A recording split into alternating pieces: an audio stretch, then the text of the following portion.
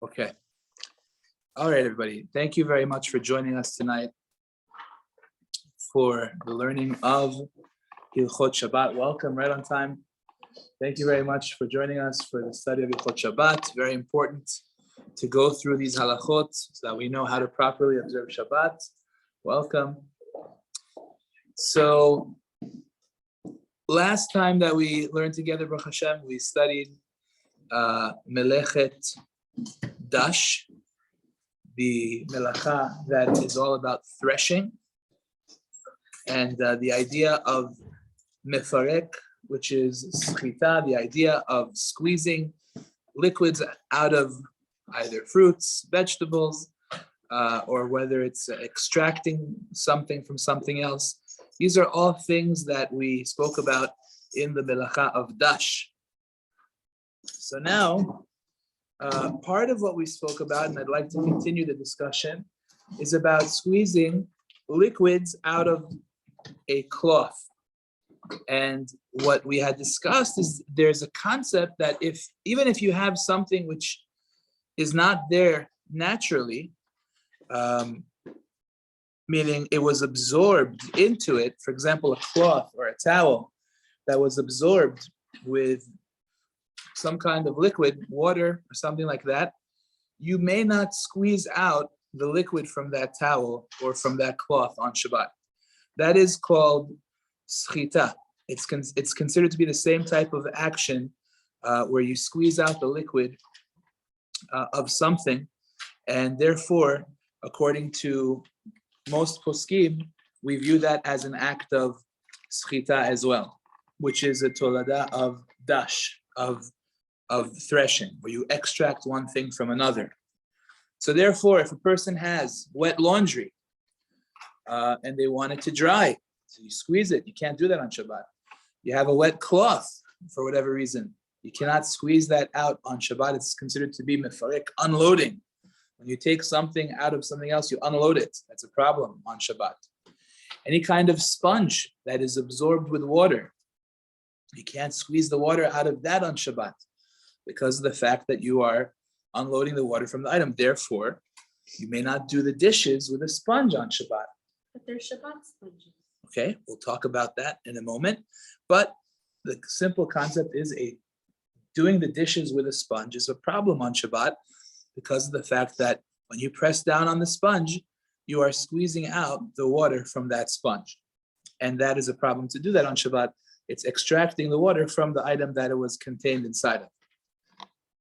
So now, Mrs. Hakim very nicely pointed out that there is a concept called a Shabbat sponge.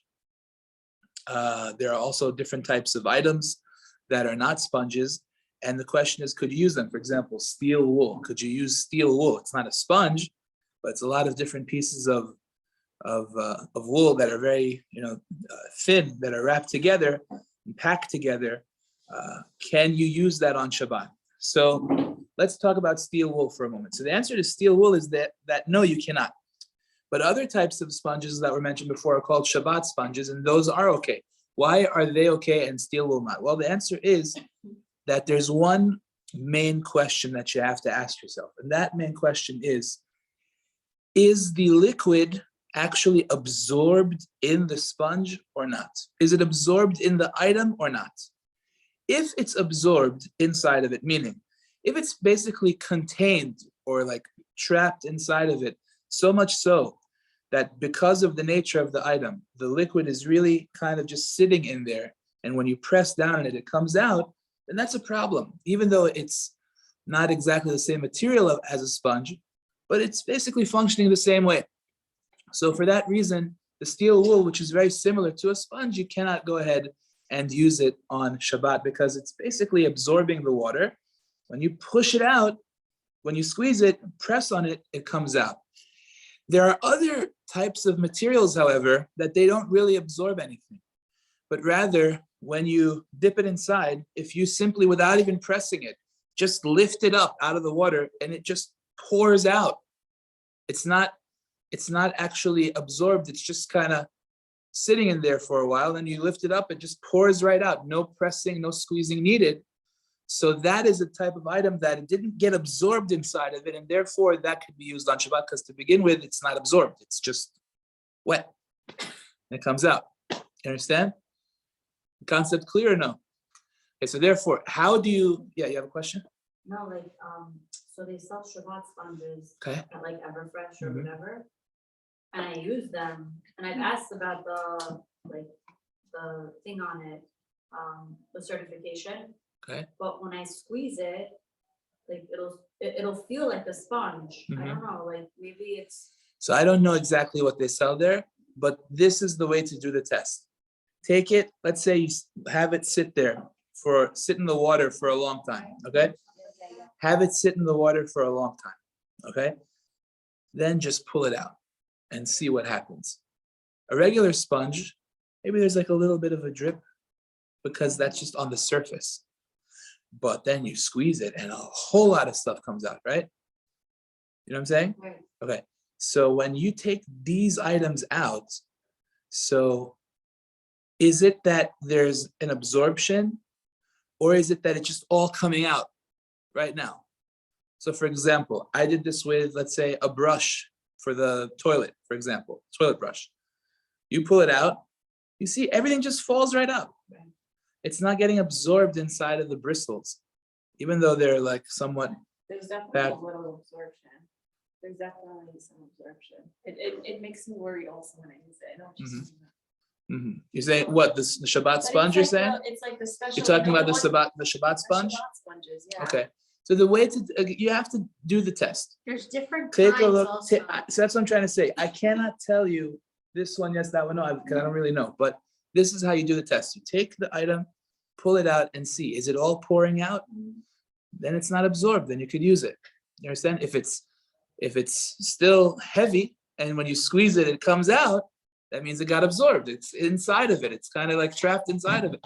That would be a problem to use. But so we can't Okay. rely on it if it has a hush.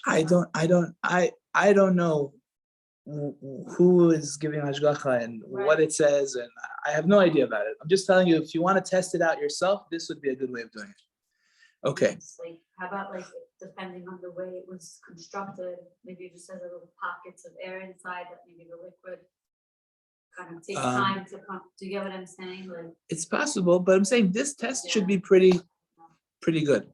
Try it, see what happens. See the feeling you get when you do this. I know, but the ones that like are really plastic Mhm. and really like whatever, it's like very difficult to wash dishes with it. It doesn't really work. The Shabbat sponges work, Uh-huh. but I don't know. I want to show you. So how about we do our homework this week? We'll try it on a weeknight. We see what comes out, and we'll take it from there. We'll see how it works. Okay, excellent. Fine. So let's try it out at home. Hashem, see what happens. So exactly that. If the water drains readily as it is removed, right, or very slowly, right? Take a look. Is it coming out nice and fast, or is it going very slowly? If it comes out fast, then you can use it on Shabbat. It's not a problem. Okay. Now, the problem is there are certain things that we are accustomed to squeezing. So on Shabbat, don't wipe a spill with a dry sponge, because usually what we do is once the sponge is wet, we squeeze it out so that we can reload it, basically. And that's a big problem. You can't do that on Shabbat. So therefore, better not to use a dry sponge for that. It's important to be aware. So we were speaking about this, I believe, last week. You are allowed to use a towel to clean up a spill on Shabbat. You're allowed to use a paper towel to clean up a spill on Shabbat, but there are conditions for that, okay?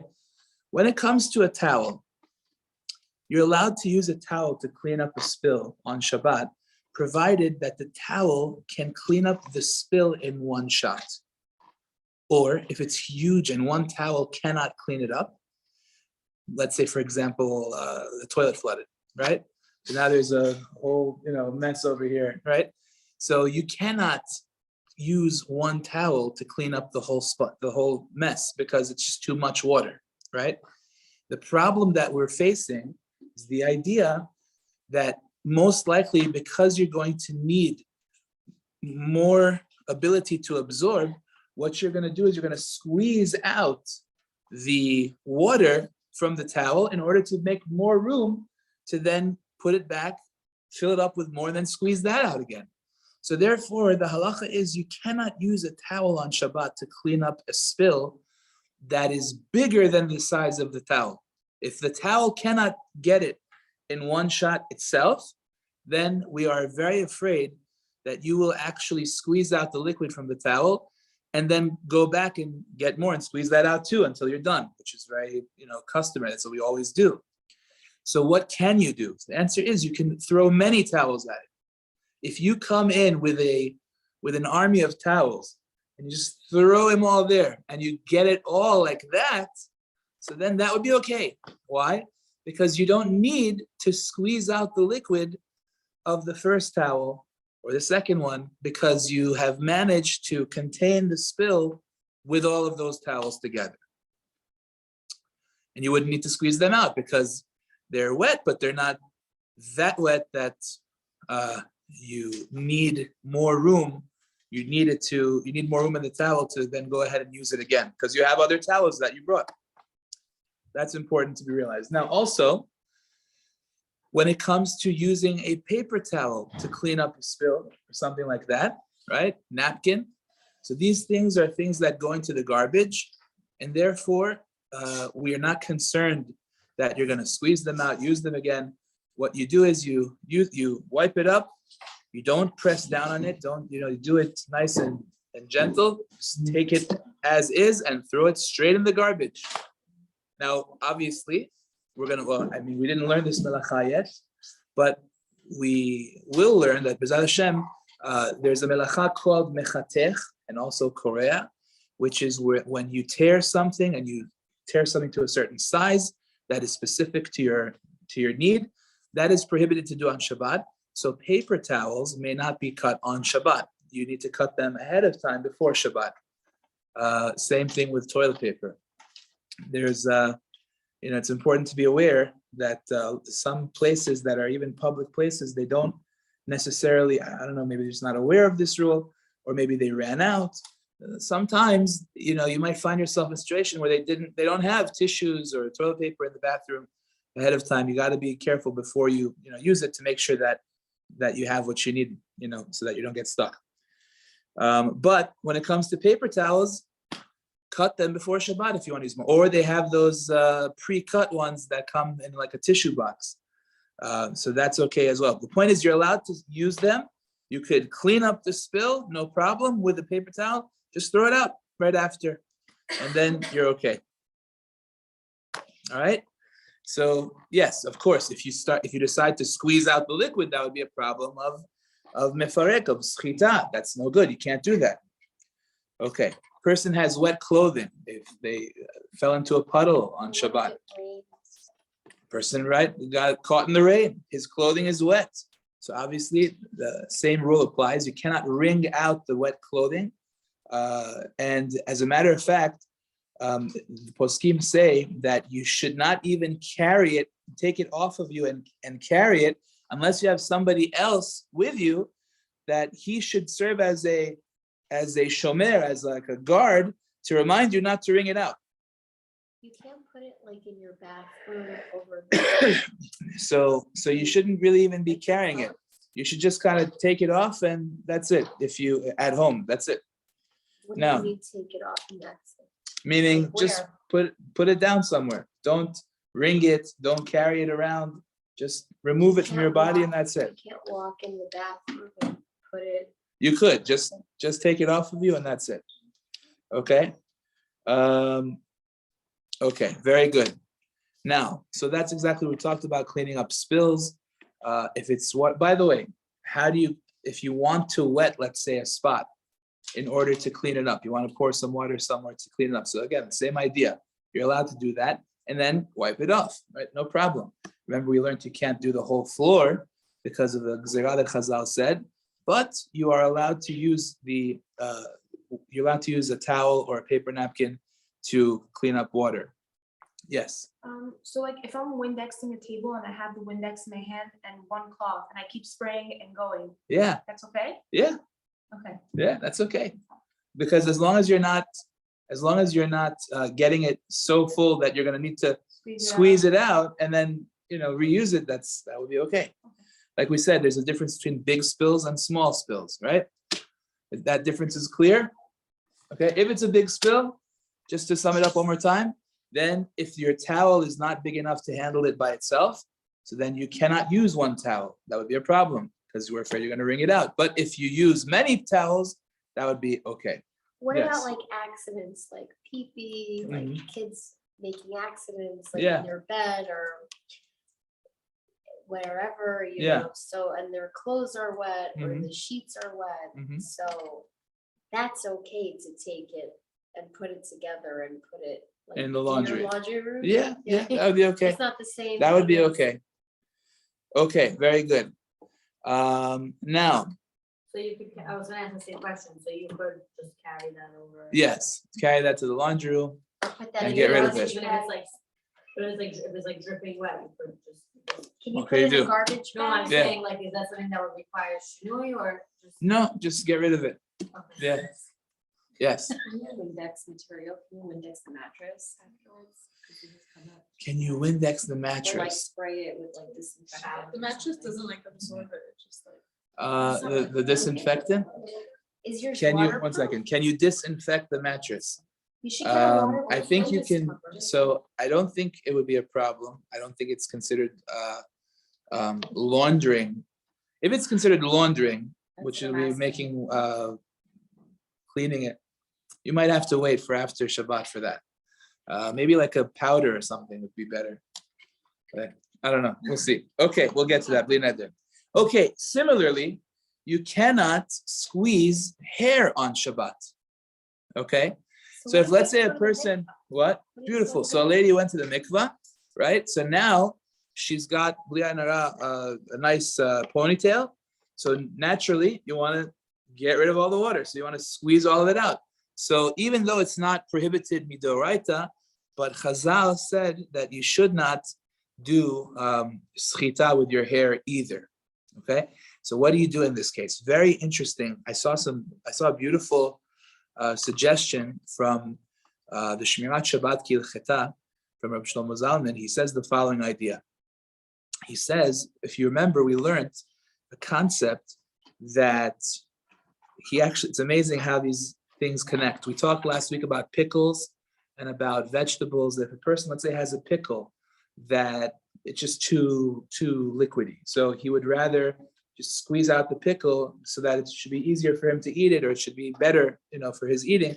So he said that that's okay. Why? Because in that case, he's not trying to get the juice out of the pickle. He's just trying to have a better, experience eating the pickle, trying to make it better. So over here, so Shlomo Zalman wants to compare the concept over here to the same idea. He says he says what you could do is you could wrap a towel around your hair, very nice and tight, and have all the water go straight into the towel. Now, what do you gain by doing this? He says, first of all, it's going to waste just like by the pickle, right? He says, and second of all, we also learned a concept that you're allowed to squeeze liquid onto a solid. And the reason that you're allowed to squeeze liquid onto a solid, we said, is because when you do so, you're actually not letting it isolate and form a cup of liquid. You're going straight onto, let's say, a salad where you want to squeeze even grapes. We said it's okay, which grapes are d'oraita, but you want to squeeze the grapes onto a salad. We said that's okay. Why? Because it never gets isolated as a liquid. Rather, it's going straight onto a solid. So therefore, it's considered to be like food. He says over here, when you wrap your hair in the towel and it goes straight onto the towel, it never became a liquid. So therefore, says Reb Shlomo Zalman, it's perfectly okay to wrap your hair like that so that it should go straight into the towel. Now, you can't actually take a towel and go like this in order that all the liquid should come out on the sides. That would not be okay. But to simply wrap your hair up in a towel that the liquid should go onto the towel, he says it's okay. Is there a thing? I didn't see anybody argue on him. But I think he's got a very beautiful point. I think it's a very nice argument. He's saying that the liquid never became isolated. So therefore, you didn't, it's in the same way that you're allowed to squeeze it onto a salad. You're allowed to have the towel wrap around it, and it should go into the towel. Is that mikveh or not mikveh, or? Regardless, you were running and your hair was soaking from sweat, or you got caught in the rain and your hair was all wet from the rain. Okay. So But you're not concerned that you aren't might you not want to supposed to squeeze the towel? squeeze? Like, when you come out, let's say when you normally wrap your hair in a towel, does it get that wet that it's saturated with water that you would need to squeeze it, or can it normally handle a regular head of hair? Yeah, It can handle it, so therefore you're good. so is there ever an issue with the liquid being squeezed within the towel, not out of the towel? Like being permeated throughout the towel? No, that's okay. That's like cleaning up a spill, Okay. right? So therefore you're good. So I saw Rabbi Ribiat brings down this Shemrat Shabbat Gilchata. I think it's a very nice, beautiful heter. Yes. What if you were to squeeze it like over a drain and it's going straight to waste? Would that? So that's a nice idea, but it is like a real act of squeezing. You know what I'm saying? So it could be. I mean, there may be a more of a leniency since it's going straight to waste. But better to work with this one, I So feel what like. if we learned that it can, like, if it's going to waste, that's just for like milk? that they Right, have to put right. something- That the reason over there that there was a leniency was because of it's like Tsar uncomfortable. Baalei Chaim, right? Or in this case, actually a lady that's having pain. Yeah. So that was the reason they were lenient. Yes. Sorry. So let's say like with a spill, you're cleaning it up with a towel and the towel gets, so Okay. can you lift the towel? It's like totally saturated. Yeah, let's say it was a huge spill, Okay. or not a huge spill, Right. and the towel, I don't know, got completely soaked. Yeah. Just enough to soak that one towel. Yeah. So you lift it with somebody else. With somebody. Yeah. And to remind each other not to. Bring it out. Just get rid of it. Yeah. Exactly. Yeah. Sorry, my question is, I'm always concerned about this. I feel like if I lift something that's soaking or saturated and it starts to drip, I'm causing it Mm-hmm. to drip, like I'm causing it to. You're not squeezing it, it's just dripping. I'm So not if you just squeezing kind of it. lift it up with your hands, like don't squeeze it. Like sometimes I'll by accidentally leave the regular sponge in the sink Okay. and I want to switch it. Okay. And I'm always I'm always curious, like if I just lift it without squeezing it, the Yeah. water starts dripping. That's am I- okay. Am I causing it to separate? You know what I mean? I think of that, like, am I causing this? to That's separate okay. right now? That's okay because you're not squeezing it out. It's just on the surface and it's dripping out. So as long as you're gently moving it, right? You're just gently moving it. You're not actually pressing on Right, it. I'll just like, Yeah. you know, So then, yeah, even just somehow move it gently. You're not squeezing it out, so it would be okay.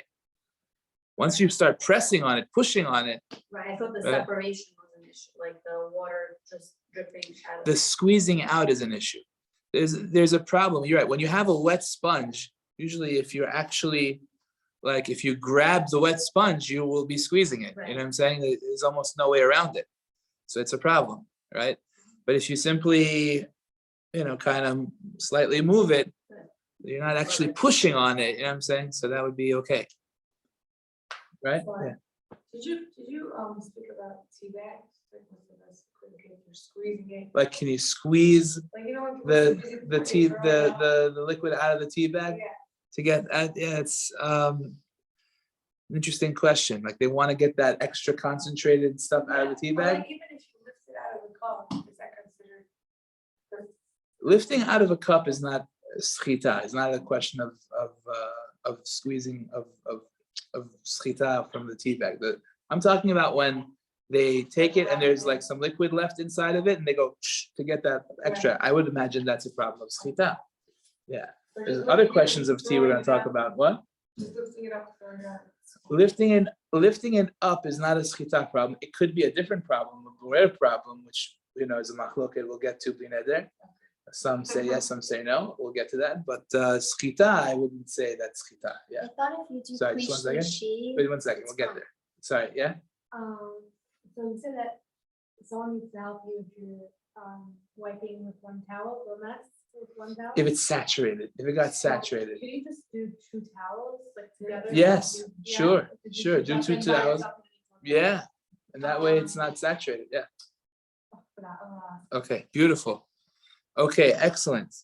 So that's the beautiful chidush that they have about hair. Now, when it comes to toothbrushes, some say that toothbrushes are also problematic as far as chita, because they're so tightly packed, and therefore it's a problem if they're wet in terms of schita. Some want to say that, and therefore they should only be used if they are dried. And of course, if you're not, some people, whenever they brush their teeth, they bleed, which is a separate issue. So that if that's the case by the persons, then you shouldn't do that anyway, because it's going to cause them to bleed. Whether or not to actually use toothpaste, that's a separate issue as well. So just talking about brushing, let's say you got something stuck in your teeth or something like that, you want to get rid of it, so you could brush as long as it's dry. But they have Shabbat toothbrushes. Okay, that I didn't even know that. Wait, old Yeah. toothbrushes are a problem? No, some say, not everyone agrees. Some say that it's like hair because it's so tightly packed together that it absorbs like that. They have Shabbat toothbrushes and the toothpaste is like mouthwash. Yeah, basically if it's like a liquidy type, so then they let you use it on Shabbat as well. Okay, very good. So I think we're good as far as schita is concerned. Baruch Hashem, as far as Melechet Dash goes. So I think it's time that we can move on to the next subject, B'ezrat Hashem, which is the next melacha, B'ezrat Hashem, and that is Melechet Zoreh. Now, Zayin, Vav, Reish, Hey, Zoreh. Okay. Melechet Zoreh means, it's the next one on the list. The idea of Zoreh is when you separate good things that you need from junk that you don't need by means of wind, of the air.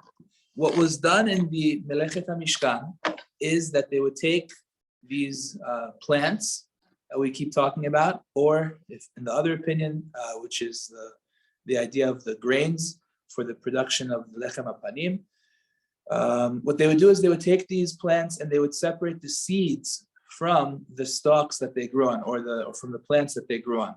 And like we said, first thing was to actually separate them one from the other by means of having an animal walk on them, or by means of a human walking on them, or however they felt they wanted to just pop them one off from the other. But now there's this big pile and this big mix of good things and bad things. And the good things are usually heavier because they have the contents that you're looking for. And the lighter things, the grain, what's it called? The straw and the other types of leaves that are on the plants, those things are lighter and you want them gone. So what they would do is they would take a big rake, they would, take a pitchfork maybe, throw it up in the air, and then the wind would get rid of all the junk and all of the good heavy products that you need, all of those seeds and grains that you are looking for would fall back down to the ground without the lighter junk that was there previously. So that's called Melechet Zoreh. The Zoreh means to winnow. In English, it's called winnowing. Winnowing. Winnowing. So it's separating the junk from the good things by the use of the wind. Okay, so for example, let's say you have peanuts that are mixed with the thin paper shells. So you throw all the peanuts up in the wind, and the wind will take away those paper shells, and you will have your peanuts without that film around it. So that would be separating the good from the bad by use of winnowing. Okay, so that's the idea. But the point is that you are separating one thing from the other. So spreading things out by use of air is not a problem. Like you could scatter confetti on Shabbat. It's not a problem. You can take the crumbs off of your tablecloth. If you want to go and throw them up in the air, let's say, outdoors, if you have an eruv where you live, that would not be a problem because you're not trying to separate one thing from another. You're just getting rid of everything by use of the air, right? That's no problem. You can throw crumbs in the wind. It's not an issue. The one thing that is brought down about winnowing, very interesting. The Rama held that you're not allowed to spit actually in the wind, which is a very interesting thing. What? Okay, Hashem should bless you. No, let's say nobody's looking. Okay. Okay, no problem. So the Rama says you're not supposed. There's a Yerushalmi that says you're not supposed to spit if the wind carries it away, and therefore there are those who are machmir on it. However, there are others that are lenient and they hold that you could spit; it's not a problem. And the reason for that is because again, the whole problem of Zoreh is when you are trying to separate one thing from the other. And over here, I'm not separating anything from anything. It's just me spitting in the air. So therefore, that is not really going to be an issue. The truth of the matter is that as far as Melachot Zoreh is concerned, there isn't really that much to talk about. Unless you really are using some kind of you're using the wind to separate one thing from another, there isn't really that much that is done practically as far as Melachot Zoreh is concerned. You're allowed to do all kinds of sprays, which we hold are not a problem because again, you're not separating by use of the wind. So these are the things that they talk about with Melachot Zoreh. What? A room spray. A room spray? Can you use a room spray in your room, like To put like a nice. fragrance? To put like a You could spray it in the air. You can't spray it on anything specific. Like you can't spray it on sheets, things that would produce a nice smell inside of them, or clothing, right? You could spray in general, like Febreze, around here and there, right? Okay, fine. The next one is a big melacha. Okay, this one is Melachot Boreh. Okay, next one on the list is Melachot Boreh. So let's get our feet wet with this melacha. I don't know if we'll be able to cover everything today, but let's try and do as best as we can. Okay, so Melachot Boreh is the act of sorting, and the act of separating. And the general idea of Boreh is that you are trying to remove that which is undesirable from a mixture of things and preventing you from using what you are trying to use. But so you remove that undesirable item in order to then get what you are looking for, to fix that mixture and make it all usable, all desirable. It's confusing. Okay, so the point is there is a mixture of good and bad. Let's just call it like that. There's a mixture of things that are desirable right now to you, and there are things that are undesirable to you right now. And Boreh means that you are now trying to fix that mixture. You're trying to make it all desirable. And you do so by removing that which is undesirable. Or you do so by using a tool. It could be a sifting tool, a sieve, a sifter. It could be a funnel, right? Any of these things that will separate that which is desirable from that which is undesirable, okay? And you do so, that is the melacha of Boreh, okay? So the general understanding is that whenever you take that which is undesirable away from the mixture, the term that we call that is called psolet mitoch ochel. There are two terms you really need to know. One is called psolet. Psolet means the junk, the garbage, and the ochel is the food, okay, which is the desirable item. Now you should know, Boreh is not limited to food. Remember that the melachot of the Mishkan, Boreh was done in order to take whatever was left over from the mixture. Remember, right, we just took our pitchfork, we threw everything up in the air. A lot of the junk flew away, and most of the stuff that came back down was good, but there's still some mixed in. Not everything really got taken away. So now we have to go and we have to really sift it and make it nice and usable. So we could use different tools. We could use a sifter. We could use something called a sieve. These are things that we can use to get rid of what shouldn't be in the mixture.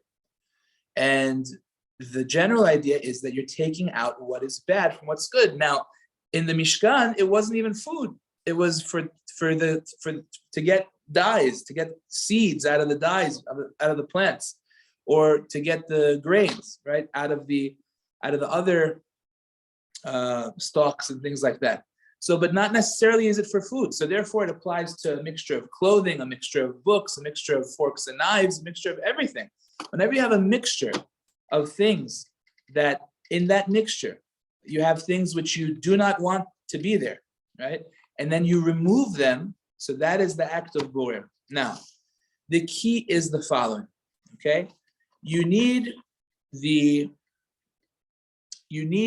number one, to take the ochel. If you want to be in the clear that you shouldn't be violating Melachot Zoreh, there are three main conditions, okay? These are the three rules you have to know. Number one, you have to take the ochel, which is take the desirable material, the food, or whatever it is in the mixture that you do desire. Number two, you have to take it beyad, which means with your hand, not with something that is a tool, right? It has to be that you're removing it with your hand, not through any kind of sieve, sifter. Even if you're taking what you do desire from what you don't, if you're doing so with a tool, that's a problem, okay?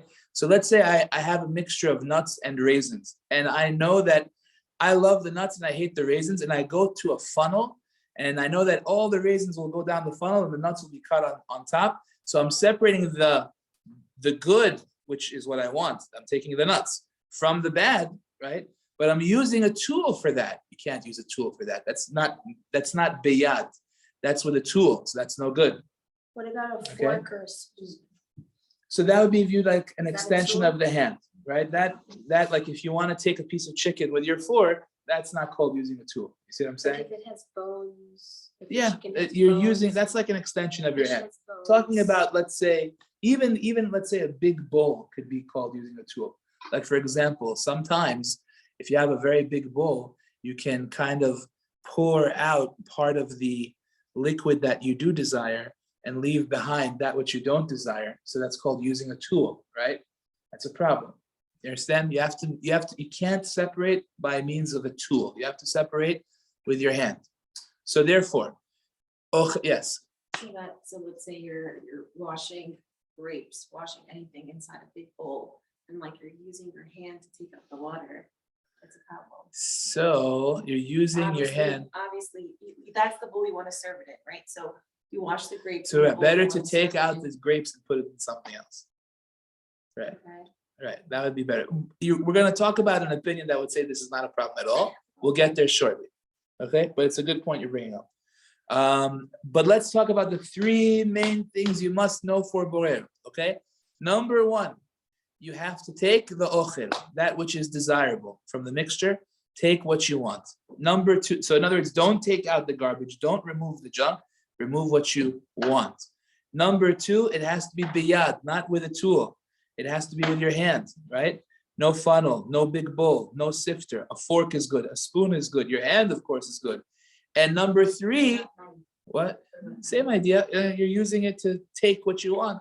It's okay, right?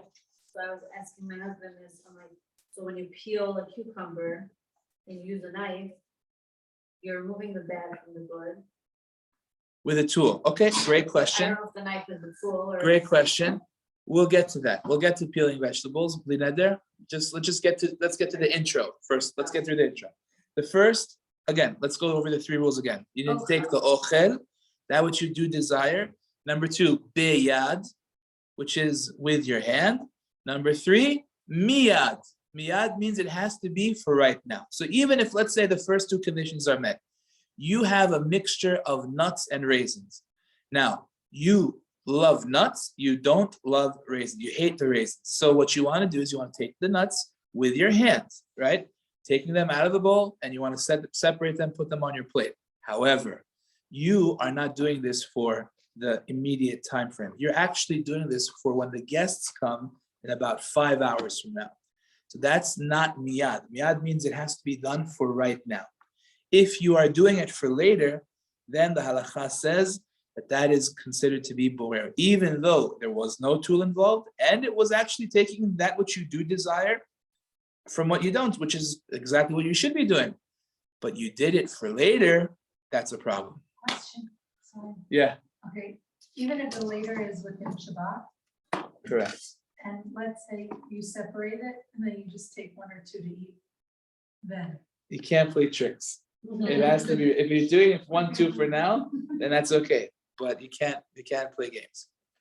Okay? So these are the ground rules of borer. So let's give a couple of important examples. Number 1.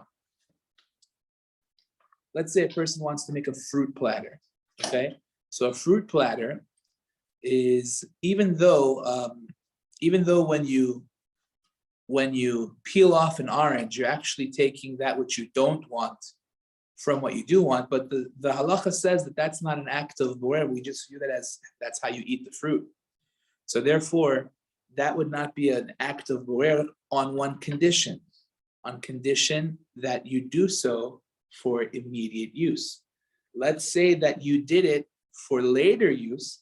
This is no longer an act of eating. It's an act of preparation where you had to sort that which you do want from what you don't want, but it's not being done for right now, it's being done for tomorrow morning. So therefore, you should not peel a fruit platter, meaning oranges and whatever, on Friday night in order to have it in the morning. Now, what is considered to be right away?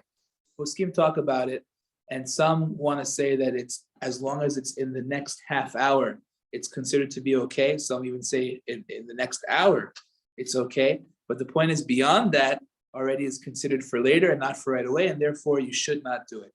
Now, what happens if you did it? Can you fix it? Let's say, for example, this person didn't realize this is the rule, and so he said, hey, you just did borer. You just took out the raisins, and you don't like the raisins, so you just did borer. Problem. So he says, okay, I have a genius idea. Let me take the raisins and throw them right back in. So I'll mix it all up again. Can I do that or not? The Ben Ish Chai held that it doesn't work, because it's all about what you had in mind at that moment. At that moment, you decided to fix it, so you accomplished that. Others argued with him. Others said that no, as long as you put it back, there is a reason to say that your melacha was undone, and therefore it's technically okay. So if you already did that, it might be worth your while to simply put it back, just to maybe get those opinions, to satisfy those opinions. Wait, you wouldn't be able to eat it? Can you eat it? B'diavad, you still could eat it. Yeah. But the question is, maybe what you should do is undo the melacha, right? Fix it, right? Put it back. So the Ben Ish Chai said it doesn't really make a difference. But others argued and said, no, it would make a difference. The whole big dispute over there. So might as well go ahead and put it back. Now you just asked, can you use it? Is it considered to be Maaseh Shabbat? So the poskim say, interestingly enough, that some want to argue and say that since nothing really happened to the item, it didn't really change inherently. It's not like a piece of meat that was raw and now it's cooked. It pretty much just stayed the same. It's just kind of relocated. So there are those who want to give a heter that you could use this. Even though it was something that a melacha was done to it. Okay, let's talk about a few. There are a lot of points here in the laws of borer. Let's get to some of them. Number 1, even if both of the items are food, right?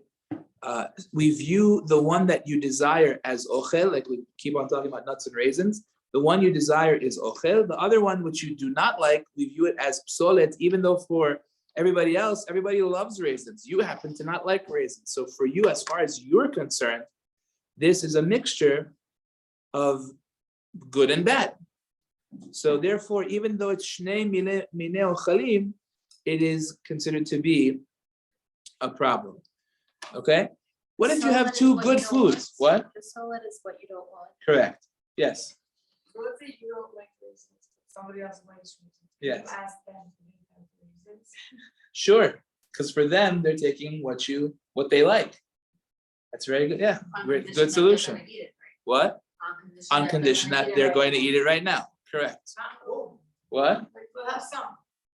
They need to remember. You can't play games.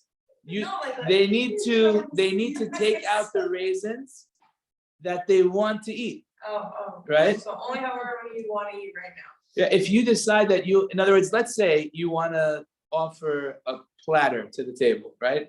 Platter of raisins. Okay, so then they can take a look. You don't have to measure exactly each person's going to have 2 raisins, right? But at the same time, if you know that you're going to have 5 raisins and you take out from that mixture 50 raisins, that would not be okay, right? You need to, it has to be clear, that you're doing it in order to eat it. That's really the whole idea. Why is it okay to do any of these things? Because it's called derech achila. That's what the Gemara calls it.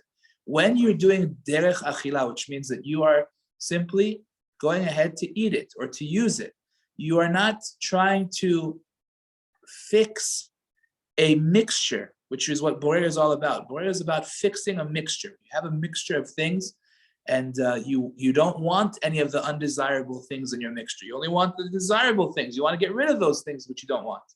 So Borei is the melacha that fixes mixtures, right, to make it all desirable. In this case, I'm not trying to fix a mixture. I'm just trying to take something out of it and eat it or use it, right? So I'm not fixing the mixture. The mixture is still there, right? So therefore, it is considered to be okay. That's called derech achila. It's called an act of eating. It's an act of using it. It's not fixing a mixture, but rather it's an act of eating. Now that again depends on doing it in the right way. You have to take what you want, not what you don't want. You have to take it with your hand, not with a tool, and you have to do it for right now, because only right now would be an act of eating. Otherwise, it's an act of fixing a mixture, and that's a problem. But the orange, you said. The orange is peeling off something in order to be able to get to what you are trying to get to. So that also is an act of eating. That's how you would eat the orange. That's why that's okay. So that's On condition, that's that's derech achila. On condition that you want it right now. Because if you're doing it for later, it's a problem. So you can Yes. peel tangerines, You can peel a tangerine on condition that you're eating it now but I thought. or if within you, the like- next half hour. I thought if you peel eggs or these things, you're supposed to put it on like rice, Oh, that's a separate issue. That's a muktzah problem. That's a muktzah issue. because the Right. peels become muksa. Okay, so those are peels that really there's nothing to do with. But that's a muktzah question, right? So let's assume that we're throwing all our peels into the garbage. You don't have any muktzah questions, okay? Yes. What about fruits that can be eaten with the peel, like an apple or something that you can have the skin, but you prefer not to have the skin on it? It's a great question. It's a great question. Let's get to a very important point we're going to talk about very soon, and that'll hopefully clear things up. Okay, let's see how much time we have left. Let's go. So first of all, we have to understand one very important point. If something is the same min, which means it's the same type of item, we don't view that as a mixture. So for example, I have big pieces of salmon and I have small pieces of salmon, okay? And I decide that, for the kids, I only want the small pieces of salmon. So I want to go and get rid of the big pieces, okay? Why? Because for the kids, I want small. So is that called a mixture or not? So the poskim say whenever it's one min, it's not considered to be a mixture, because it's all one item. It's salmon. Min means mem yud nun, which means one type of food, one item. So big pieces of fish and small pieces of fish, being that they're the same type of fish, we wouldn't say, oh, he just took away the big pieces and he just did borer. You know why? Because it's not a mixture. It's all the same item. Okay, let's say that you have let's say that you have, so the taz held by chicken, that let's say chicken skin off of the chicken would not be a problem of borer because it's one item. It's the same item. It's not a mixture of different things. It's just one piece. It's one item. Right. You would be able to take off the chicken, the skin from the chicken because it's just one meat. So the salmon, you could, What? so the salmon, you could what? Like, you could So you would be able to take the big pieces away from the small pieces because it's all one thing. So you could, like, let's say it's mixed, you could put the big pieces on this, take the big pieces, put on this side. take the Correct. small pieces on Correct. Because it's not a mixture. It's all one meat. Now, on the other hand, some poskim say that if, let's say, you have a piece that is, let's say, burnt versus a piece that is not burnt, even though it may be the same item, but it's prepared differently, so it becomes two separate things. It's roasted versus boiled. That's considered two separate things because one is boiled, one's roasted. It became two separate items. So therefore, that would be a mixture if you have both of them mixed together. What if people have like a platter of grilled chicken and roasted chicken and they take whichever chicken they want? Like, So again, Is that a so we problem? say, look, that's a mixture. Grilled chicken is one type, and I don't know, cooked chicken is a different type. are people allowed If it's to a have- mixture, so it's a mixture, but how do we deal with that mixture? We said, take what you want with your, let's say, fork or whatever for right now, and that's okay. What about chorish? Like, let's say, okay, my daughter won't eat beans. Okay, Is it considered one meal, because it's like, the whole thing is fresh? Like, I have to take out the beans.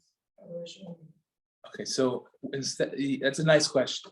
So that I would say is a mixture. You have beans, you have meat, you have whatever else goes, which, I don't know which chorish you're talking about. Is that the red one? It's the red one. Green Korma bean one. sabzi. That one has beans? Yeah. Those it's like red beans swallow that it. everyone Korma hates sabzi them. has kidney beans. Oh, Yeah, okay, just put okay, less fine. and So take what so again, so you have different items in the stew, right? So you would have to take what you want and leave behind what you don't want. When I'm pouring it, sorry, for Yeah. this question, but like, you know how sometimes you could like maneuver and you know, like, Yeah, can I do that on Shabbat? to take what you want, yes. No, like, so like, Because like, it's let's say I like lift it and I see there's a lot of beans, can I empty it? a little? Okay, so that's a very good question. So this is another very important rule in the laws of Bora, okay? This rule is very important. When you have a mixture, if you keep it a mixture, you just relocate it, that's okay. In other words, if you keep something still mixed, so for example, in your case, you've got a ladle full of all kinds of things, right? Now, you keep all of those things together still mixed, you just put it back, right? So you didn't fix the mixture. Understand? No, I'm saying like, I lift it up, I see there's a lot of beans, and then I kind of like empty a little bit of it so the beans fall out. So and now you have something else in your Now I spoon, have in your there's still ladle. maybe one or two beans, but not as much as before. I'm sorry, this is such an annoying question. It's really actually about. That's a very good question. So the thing is like this. If you're using the ladle to fix the mixture in your ladle, right? So then you have a problem, right? Because now what you've done is you have gotten rid of what you don't want by use of the ladle, right? And you've retained what you do want. It's a problem. It's automatic. Like, you want to get water, but all the beans come into the water and it's like, it's supposed to do. So be a little bit more specific. Maybe take a fork and grab what you want, So no water. right? It's the beans. What? Grab the piece of meat that you're looking for. Or what else are you looking for in there? No, yeah, it's just water and that's it. Like the extras, I don't want. Okay, so make an effort from the beginning that when you push down in the soup, that it should be just the liquid. So let's say it's a lot of what I don't want. Can I completely empty the ladle and try? it? Exactly, 100%. That was my point before. Okay. That if you maintain the mixture, then there's no problem whatsoever, right? We're going to talk a lot more about that concept of maintaining a mixture. That comes up in a lot of